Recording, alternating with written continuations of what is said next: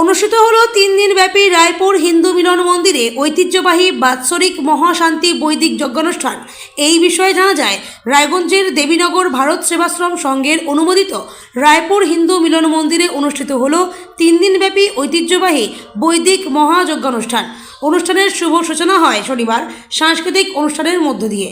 বিভিন্ন ধর্মীয় ও সাংস্কৃতিক পরিবেশনা দর্শকদের মন জয় করে নেয়। শুরুতেই স্বামী প্রণবানন্দজির প্রতিকৃতি নিয়ে বের হয় প্রভাত ফেরি ও মঙ্গল শোভাযাত্রা। ভক্তদের উপস্থিতিতে মুখরিত হয়ে ওঠে গোটা এলাকা। এরপর দুপুর থেকে চলে প্রসাদ বিতরণ। বহু ভক্ত ও সাধারণ মানুষ প্রসাদ গ্রহণ করেন। বিকেল 5টা থেকে সন্ধ্যা পর্যন্ত অনুষ্ঠিত হয় ঐতিহ্যবাহী লাঠি খেলা প্রদর্শনী। স্থানীয় যুবকদের এই ক্রীড়ানুষ্ঠান দেখতে ভিড় জমান বহু মানুষ। সন্ধ্যায় ভোজন কীর্তনের মাধ্যমে ভক্তিমূলক পরিবেশ সৃষ্টি হয়। এরপর উপস্থিত সন্ন্যাসীগণ হিন্দু ধর্ম, মানবতা ও সমাজ কল্যাণের বিভিন্ন দিক নিয়ে গুরুত্বপূর্ণ বক্তব্য রাখেন। বক্তব্য পর্বের শেষে মহামন্ত্র উচ্চারণের মধ্য দিয়ে শুরু হয় মহাবৈদিক শান্তি যজ্ঞানুষ্ঠান। যজ্ঞকে কেন্দ্র করে এক আধ্যাত্মিক আবহ তৈরি হয় সমগ্র মন্দির প্রাঙ্গণে। যজ্ঞানুষ্ঠান শেষে আরতি প্রদানের মধ্য দিয়ে রবিবারের সমাপ্তি ঘটে। আয়োজক কমিটির পক্ষ থেকে জানানো হয়েছে, সোমবার সন্ধ্যা থেকে বহিরাগত শিল্পীদের অংশগ্রহণে অনুষ্ঠিত হবে বিরাট বাউল সঙ্গীত অনুষ্ঠান। তার মধ্য দিয়ে এবছরের অনুষ্ঠানের পরিসমাপ্তি ঘটবে।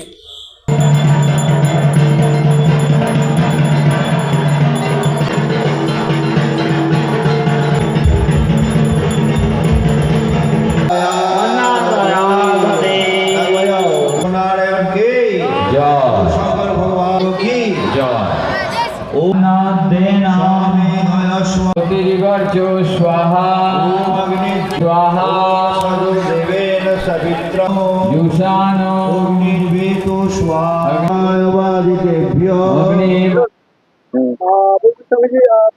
এই যে রায়পুর হিন্দু মিলন মন্দির, আপনাদের দেবীনগর যে অনুমোদিত এখানে এলেন, কি বলবেন?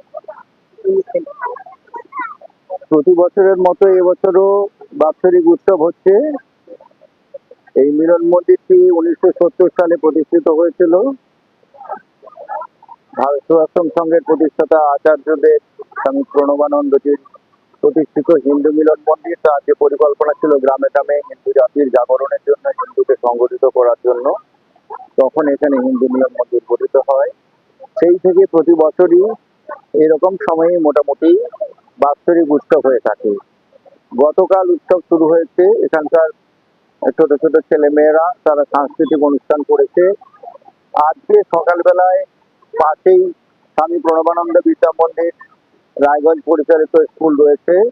সেই স্কুলের ছাত্রছাত্রী এবং শিক্ষক মহাশয় এবং গার্জেনরা, তার সঙ্গে এখানকার মিলন মন্দিরের কর্মীরা ও ভক্তরা, তারা সকলে প্রভাত ফেরিতে যোগদান করে সকলে ফিরে আসে অভিষেকের জল নিয়ে।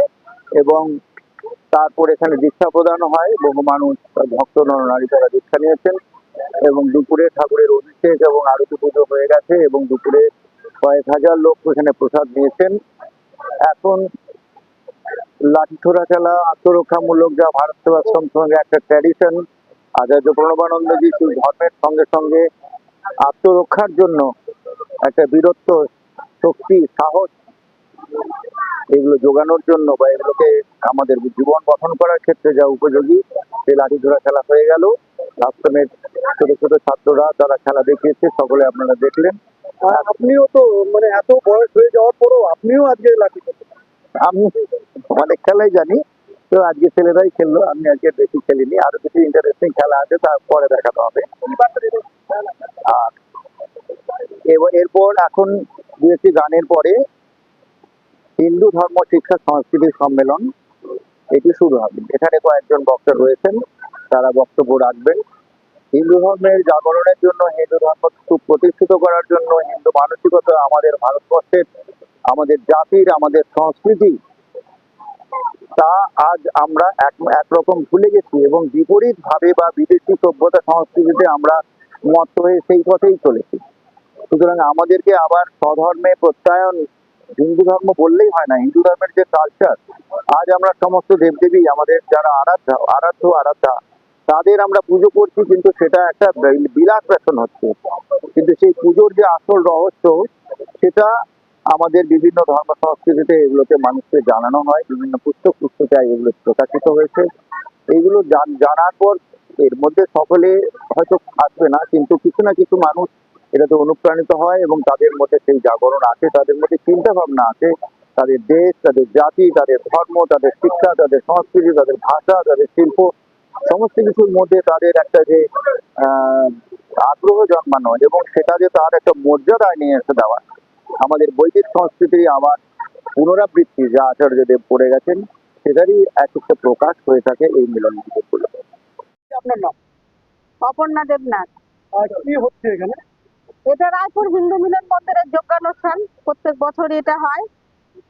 প্রায় 50 বছর হয়ে গেল এটা হচ্ছে, এখানে প্রত্যেক বাড়ি হচ্ছে। মূলত কদিনের প্রোগ্রাম? 3 দিনের প্রোগ্রাম হয়।